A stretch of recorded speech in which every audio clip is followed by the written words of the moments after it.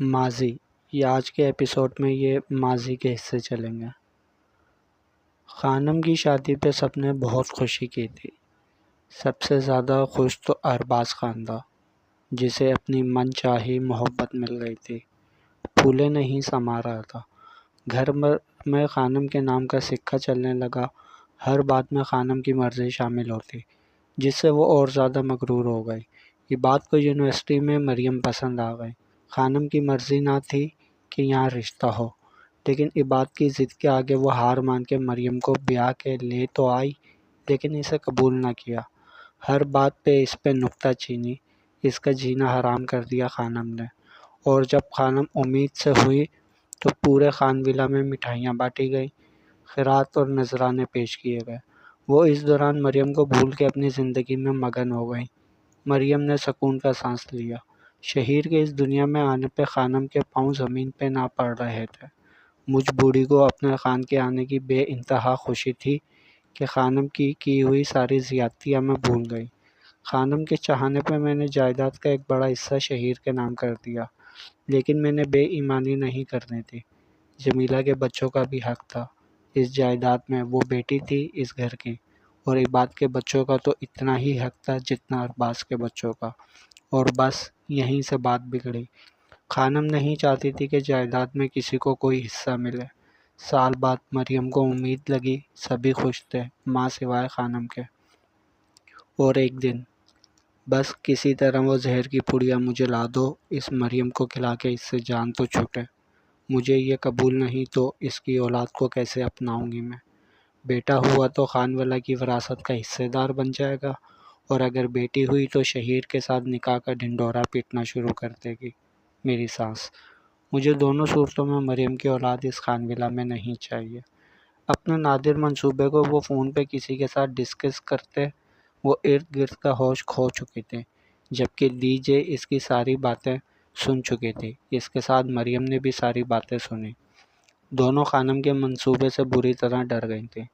دی جے میں کیا کروں؟ مریم نے نم لہجے میں پوچھا۔ عباد کو بتانے کا بھی کوئی فائدہ نہیں، وہ ہماری کسی بات پہ یقین نہیں کرے گا، دی جے نے سوچتے ہوئے کہا۔ ایک کام کریں، آپ پیکنگ کریں بہو، اب آپ یہاں نہیں رہیں گی۔ ہمیں ہماری آنے والی نسل بہت عزیز ہے۔ لیکن دی جے کہاں جائیں گے ہم؟ بس آپ سامان پیک کریں، باقی ہم پہ چھوڑ دیں۔ اور پھر دی جے نے مریم کو اپنی جاننے والی ایک دائی کے پاس چھوڑا۔ خان ولا میں کسی کو کانوں کان خبر نہ ہونے دی کہ مریم کہاں ہے۔ خانم نے بہت کوشش کی کہ پتہ لگ سکے، لیکن دی جے نے یہ کہہ کے ٹال دیا کہ ڈاکٹر نے اس کو یہاں کی آب و ہوا سے دور رکھنے کا کہا ہے، اور وہ جہاں ہے محفوظ ہے۔ یہ بات ماں اور مریم سے بری طرح بدظن ہو گیا، اور جب مریم اپنی بیٹی کے ساتھ خان ولا آئی تو کسی کو ایک آنکھ نہ بھائی، کسی نے اس معصوم پری کو نہ اپنایا، یہاں تک کہ باپ نے بھی ایک نظر دیکھنا گوارا نہ کیا۔ ایک ماہ تک میں نے بھرپور اس کا ساتھ دینے کی کوشش کی کہ سب اسے اپنا لیں، لیکن دی جے کی آنکھوں میں آنسو آ گئے وہ لمحے یاد کر کے، جبکہ شہیر اور آفتاب دم سادے سب سن رہے تھے۔ میں لڑتی رہی اس کے حق کے لیے، لیکن پھر ایک دن خانم نے اپنی چال چلی۔ وہ رات آج بھی مجھے یاد ہے۔ چور چور خانم نے راہداری سے کسی کو کچن سے نکلتے دیکھا جہاں مریم اپنی بیٹی کے لیے دودھ گرم کر رہی تھی۔ سبھی اکٹھے ہو گئے وہاں۔ وہ شخص پکڑا گیا۔ کون ہو تم اور کیا کر رہے ہو یہاں؟ ارباز خان نے غصے سے پوچھا۔ اس نے مریم کی طرف دیکھا۔ سب کی سوالیہ نظریں اس پہ اٹھیں۔ وہ اندر تک کانپ گئی اور نفی میں سر ہلاتے سب کی نظروں میں چھپے سوال کو وہ پڑھتی زمین میں گرتی جا رہی تھی۔ بولو! عباد نے اس شخص کو ایک گھوسا مارا۔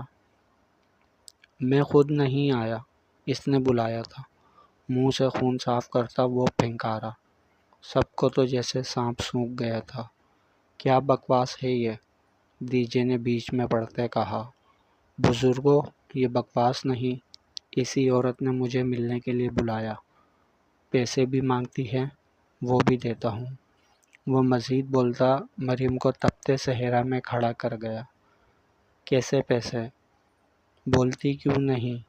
بتاؤ نا، اس شخص نے گنگ کھڑی مریم سے کہا۔ یہ جھوٹ بول رہا ہے، مریم نے ٹوٹے لفظوں میں ادا کیا۔ آج پکڑی گئی تو مجھے جھوٹا کہہ رہی ہے، ورنہ تو مجھ سے ملتے کتنا خوش ہوتی تھی۔ شور سے تو خوش نہیں تھی، طلاق لینے والی تھی آج۔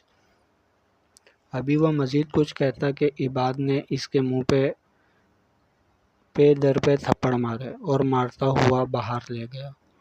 مریم روتی ہوئی دیجے کے پاس پہنچی۔ دیجے، وہ جھوٹ بول رہا ہے، مجھے بدنام کر رہا ہے، ہچکیوں سے کہتی۔ دیجے کو اس پہ بہت ترس آیا، اس کے آنسو سچے تھے۔ جھوٹ مت بولو، تم پاک دامن نہیں ہو، تم جیسی غلیظ عورت کو اب یہاں رہنے کا کوئی حق نہیں۔ خانم نے بالوں سے پکڑ کے باہر دھکا دیا۔ مریم اپنی صفائی میں کچھ کہتی کہ عباد دندناتا ہوا اندر آیا اور بالوں سے پکڑ کے مریم کو کھڑا کیا۔ میں نے زندگی کی سب سے بڑی بھول کی تم سے شادی کر کے، تم عزت کے قابل ہی نہیں۔ مریم اپنی بالوں کو چھڑاتی نفی میں سر ہلاتی روئے جا رہی تھی۔ عباد، ایک بار بات سن لیں، وہ شخص جھوٹ چپ بے شرم، تیری جیسی کو اب میں 1 منٹ اس گھر میں برداشت نہیں کروں گا۔ میں عباد خان اپنے پورے ہوش و حواس میں تمہیں طلاق دیتا ہوں۔ نہیں، اللہ کا واسطہ ہے رک جائیں، مت کریں یہ ظلم، طلاق دیتا ہوں۔ عباد، چپ ہو جائیں، دیجے نے اونچی آواز میں روکا، لیکن اس نے انسنی کر دی۔ طلاق دیتا ہوں کہتے ساتھ ہی باہر دروازے کی طرف دھکا دیا۔ وہ لڑکھڑا کے دور جا گری۔ نکل جاؤ یہاں سے۔ عباد کے چیخنے پہ سبھی ایک دم چپ کر گئے۔ 1 منٹ، اپنی اس گناہ کی پوٹلی کو بھی ساتھ لیتی جاؤ۔ نہ جانے کس کا گناہ ہے جو خان ولا میں پالنا چاہتی تھی۔ اندر سے اس 1 ماہ کی معصوم بچی کو زور سے مریم کی گود میں پٹکا۔ وہ بس اپنی بچی کو دیکھے جا رہی تھی۔ اسے سمجھ ہی نہ آیا کہ اس کے ساتھ اچانک ہوا کیا ہے۔ دفع ہو جاؤ اب یہاں سے، سینے پہ ہاتھ باندھے تنفر سے خانم نے مریم سے کہا، جبکہ عباد وہاں سے جا چکا تھا اور ارباز بھی اس کے پیچھے گئے تھے۔ دیجے آج صحیح معنوں میں خود کو بوڑھا محسوس کر رہی تھی، اور پھر رات کے اندھیرے میں اس بے گناہ اور معصوم بچی کے ساتھ گھر سے نکال دیا۔ وہ وقت اور یہ وقت کوئی نہیں جانتا مریم کہاں ہے، بلکہ کسی نے جاننے کی ضرورت ہی محسوس نہ کی۔ اس رات وہ اس معصوم بچی کو لے کے خالی ہاتھ کہاں چلے گئی، کسی کو کچھ پتہ نہیں۔ دیجے کہتے ہوئے ایک دم چپ سی ہو گئی۔ شہیر نے انہیں پانی پلایا۔ اپنی ماں کے اتنے بڑے گناہ کا سن کے وہ خود کو زمین میں گرتا ہوا محسوس کر رہا تھا۔ میری امی جان کی شادی کیسے ہوئی؟ آفتاب کے سوال پہ ایک نظر دیجے نے اس کی جانب دیکھا۔ یہ بھی ایک راز ہی ہے جو آپ کی امی جان ہی کو معلوم ہے، کیونکہ خانم ہی انہیں بہا کے لائی تھی۔ دیجے کی دھیمی آواز ان کے کانوں سے ٹکرائی۔ آپ نے کیوں خان ولا چھوڑا؟ شہیر کی بات پہ انہوں نے بہت فرصت سے پوتے کو دیکھا۔ اپنا نکاح یاد ہے؟ ان کے اچانک سوال پہ اس کی آنکھوں کے گرد اپنے نکاح کے منظر گھومے۔ 15 سال کا تھا، بہت چھوٹا بچہ نہیں تھا کہ بالکل ہی سب بھول جائے۔ اس نکاح کے لیے ایک ڈیل کی تھی خانم نے۔ دیجے پھر سے ماضی میں چلے گئی۔ آپ کو خان ولا شہیر کے نام کرنا ہوگا، صرف یہی نہیں، بینک بیلنس بھی اور پراپرٹی بھی۔ خانم نے شور مچایا ہوا تھا۔ خان ولا اور پراپرٹی پہ صرف شہیر کا حق نہیں، عباد کے بچوں کا بھی حق ہے اور جمیلہ کے بھی۔ میں کسی کے ساتھ کوئی زیادتی نہیں کروں گی۔ دیجے غصے سے کہا، کیسا حق؟ عباد کی تو اولاد ہی نہیں تو کسے دیں گی حصہ؟ اور رہی بات جمیلہ کی، تو بیٹیوں کو کم ہی ملتا ہے۔ آپ کو جو کہا ہے وہ کریں۔ بہت زیادہ بحث کے بعد بالآخر دیجے نے ایک شرط رکھی کہ شہیر کا نکاح اگر جمیلہ کی بیٹی سے کر دیں تو وہ سب کچھ شہیر کے نام کر دیں گی۔ فضا کا رشتہ مکال سے طے تھا۔ انا کو شہیر کے ساتھ منسوب کرنے کی بات پہ جمیلہ اور فیاض صاحب تو نہ بولے، ان کی بات مان گئے، لیکن خانم نے بہت واویلا مچایا۔ لیکن اس بار خانم کی بھی ایک نہ چلی، دیجے اپنی بات پہ ڈٹ گئیں۔ ارباز خان نے ماں کا ساتھ دیا اور خانم کو اپنے طریقے سے سمجھایا، اور مجبوراً وہ شہیر اور انا کے نکاح پہ بے دلے مان ہی گئی۔ دیجے نے بینک بیلنس اور خان ولا شہیر کے نام کر دیا، البتہ پراپرٹی کا کوئی فیصلہ نہ لیا۔ اس دن خانم کی بات پہ کہ عباد کی کوئی اولاد نہیں، اس بات پہ عباد خانم سے بدظن ہوا۔ ارباز خان بھی خانم کی سائڈ تھا، وہ دونوں سے دور ہونے لگا اور تبسم کے قریب، لیکن اللہ نے انہیں کسی اولاد سے نہ نوازا۔ شاید عباد کی یہی سزا تھی، جس نے اپنی ایک ماں کی بیٹی کو ٹھکرایا، جس نے باپ کا لمس بھی محسوس نہ کیا، پاک دامن بیوی کے کردار کو داغدار کیا۔ اللہ نے اسے اولاد جیسی نعمت سے محروم رکھا۔ خان ولا میں آفتاب کی آمد بھی خانم کو نہ بھائی، اوپر سے شہیر کا جھکاؤ آفتاب کی طرف۔ خانم نے شہیر کو باہر بھجوا دیا۔ وقت گزرتا رہا، جمیلہ کے گھر سے ناتا نہ ہونے کے برابر رہ گیا۔ 5 سال پہلے وہ مجھ سے ملنے خان ولا آئی اپنے شوہر کے ساتھ، اور خانم سے برداشت نہ ہوا، بہت لڑائی کی خانم نے۔ دیجے یاد کرتی دکھی ہوئیں۔ اسے کہیں یہ یہاں سے چلی جائے، خانم نے غصے سے کہا۔ خانم، یہ ان کی ماں کا گھر ہے، ان کو یہاں آنے سے کوئی نہیں روک سکتا۔ آپ بھول رہی ہیں یہ گھر، یہ خان ولا آپ میرے بیٹے شہیر کے نام کر چکی ہیں، اس لیے اس گھر میں جو بھی فیصلہ ہوگا میری منشا کے مطابق ہوگا۔ خانم، آپ بھی یہ مت بھولیں کہ آپ کے بیٹے شہیر کا نکاح جمیلہ کی بیٹی کے ساتھ ہوا ہے۔ اس روح سے انابیہ اس خان ولا کی اصل مالکن ہے، اور جمیلہ اس کی ماں، اور جمیلہ یہیں رہے گی، سمجھی آپ؟ دیجے نے بھی دو بدو جواب دیا۔ نکاح؟ کون سا نکاح؟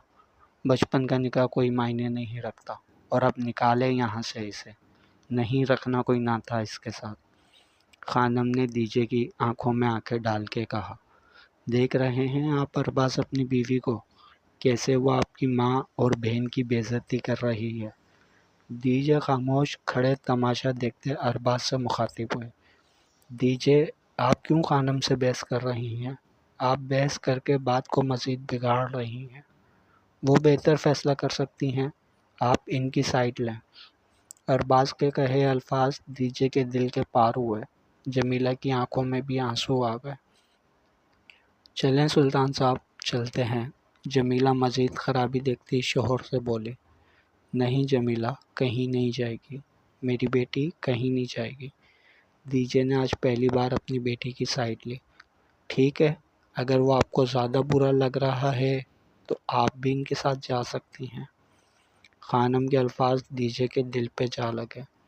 ایک نظر بڑے بیٹے کو دیکھا جو بیوی کا غلام بنا کھڑا تھا، اور دوسری نظر عباد پہ ڈالی جو نظر چرا گیا تھا۔ اس کا دل پہلے ہی دیجے کے لیے برا ہو چکا تھا، جب انہوں نے شہیر کے نام جائیداد کا آدھے سے زیادہ حصہ اس کے نام کر دیا تھا۔ ٹھیک ہے، اگر ایسی ہی بات ہے تو ہم بھی یہاں نہیں رکیں گے، آپ سب کو یہ خان ولا مبارک، دیجے نے نم آواز میں کہا۔ خانم نے منہ پھیر لیا۔ دیجے مت کریں ایسا، یہ آپ کا گھر ہے، آپ یہیں رہیں، ہم چلے جاتے ہیں یہاں سے۔ فیاض سلطان نے دھیمے لہجے میں کہا۔ او ہیلو، یہ ڈرامہ بند کرو اور لے جاؤ انہیں یہاں سے۔ اتنا عرصہ ہم نے خدمت کی، اب بیٹی کا بھی تو کچھ فرض بنتا ہے نا، تو لو انہیں اور نکلو یہاں سے۔ خانم نے ہر لحاظ بالائے طاق رکھے انہیں ہاتھ کے اشارے سے گھر سے نکل جانے کا کہا۔ ارباز بھائی، آپ سے مجھے یہ امید نہ تھی، یہ ماں ہیں آپ کی، جمیلہ نے روتے ہوئے کہا۔ بڑے خان سے کیا کہہ رہی ہو؟ جو کہنا ہے مجھ سے کہو، وہ صرف ان کی ماں نہیں، تمہاری اور عباد کی بھی ہیں، اور اب یہ ڈرامے خان ولا سے باہر جا کے کرو، دماغ گھما دیا ہے، خانم نے نخوت سے کہا۔ چلیں دیجیے، میں یہ تو نہیں کہتا کہ آپ کو پلکوں پہ بٹھا کے رکھوں گا، لیکن یہ ضرور کہوں گا کہ اس گھر میں آپ کو وہ مان اور عزت ملے گی جس کی آپ حقدار ہیں۔ فیاض سلطان نے ان سب پہ قہر کی نظر ڈالتے کہا۔ خانم نے منہ پھیر کے سر جھٹکا۔ اب نکلو گے یا دھکے دے کے نکالو؟ خانم کے ان الفاظ نے جمیلہ کو بری طرح زخم دیے۔ بھابھی اتنی مغروری بھی اچھی نہیں۔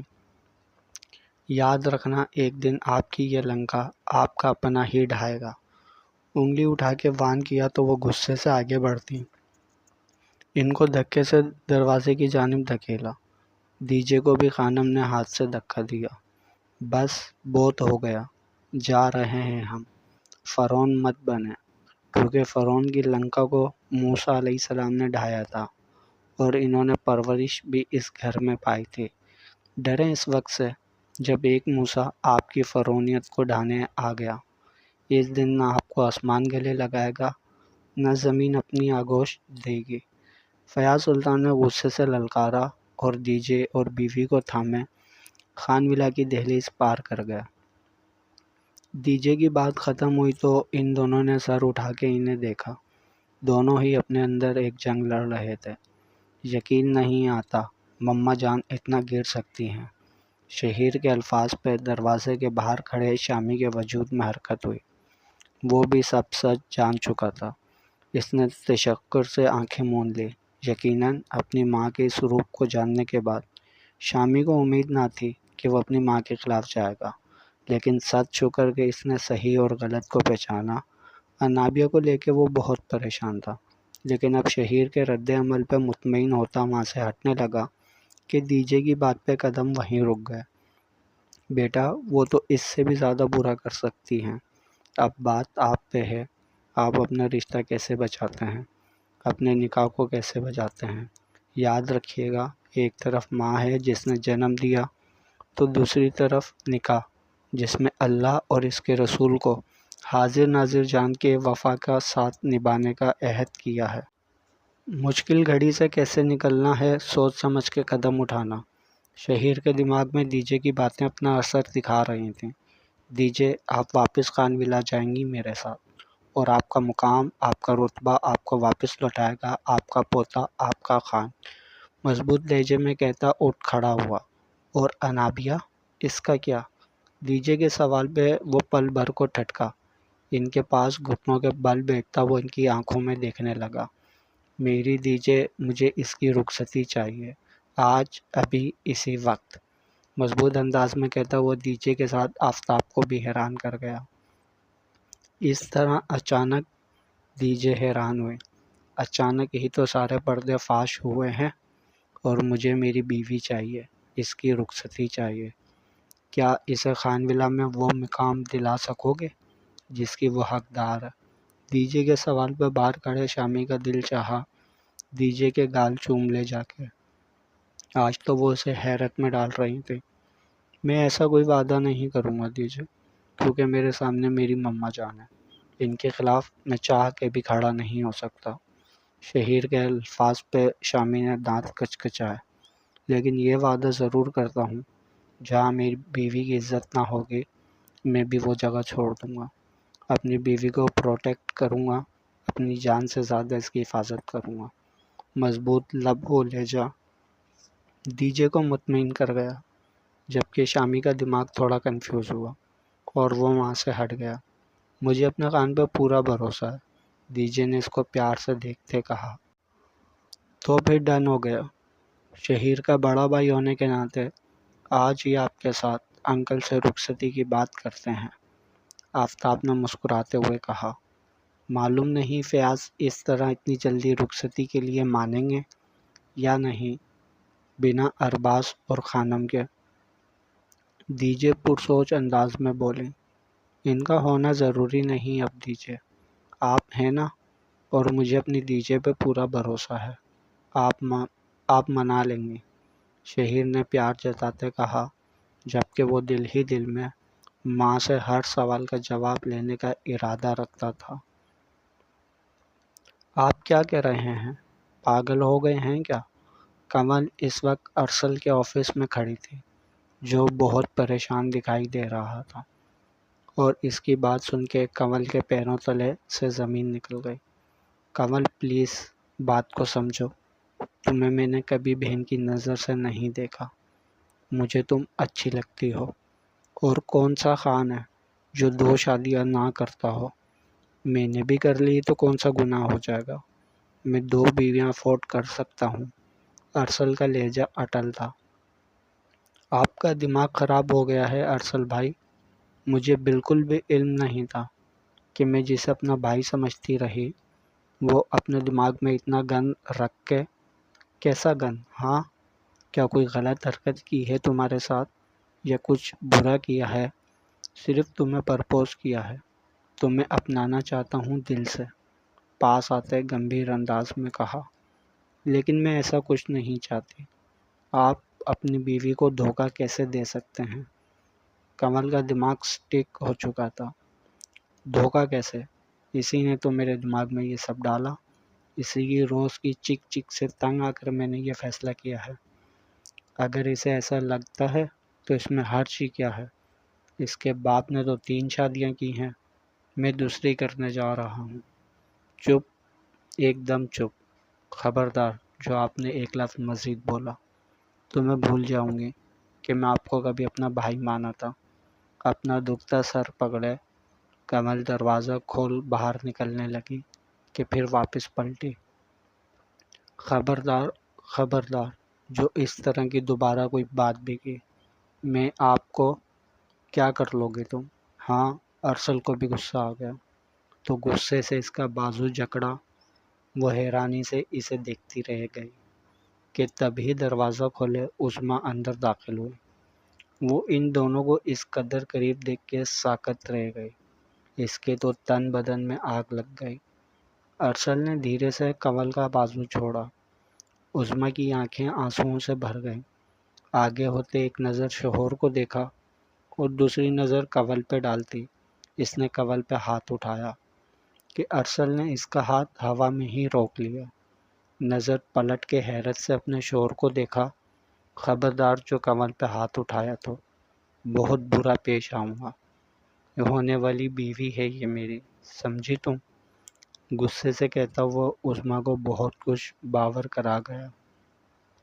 کمل حیرت سے ارسل کا منہ دیکھتی رہ گئی، کتنے دھڑلے سے وہ شخص جھوٹ بول رہا تھا۔ کنول تو اس کا منہ دیکھتی رہ گئی۔ عظمیٰ کے دل میں درد کی ایک ٹھیس سی اٹھی، وہ آنسو ضبط کر گئی۔ آپ، اس کے الفاظ اس کا ساتھ نہیں دے رہے تھے۔ پلیز میری بات سنیں۔ کنول نے عظمیٰ سے بات کرنی چاہی، لیکن اس نے ہاتھ اٹھا کے روک دیا اور واپس انہی قدموں سے مڑ گئی۔ کنول کا دماغ ایک دم ہوش میں آیا۔ وہ عظمیٰ کے پیچھے لپکی اسے سچائی بتانے کے لیے۔ رک جاؤ کنول، جانے دو اسے، تم شادی کی تیاری کرو، کل ہمارا نکاح ہے۔ ارسل نے اس کے سر پہ بم پھوڑا۔ مسٹر ارسل خان،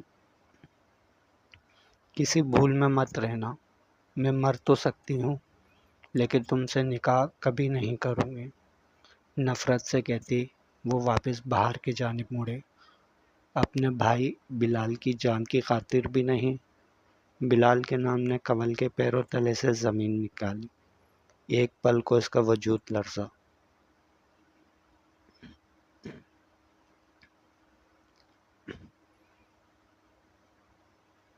جاری ہے بقیہ اگلے پارٹ میں۔ چینل کو سبسکرائب کریں اور ویڈیو کو لائک ضرور کیا کریں۔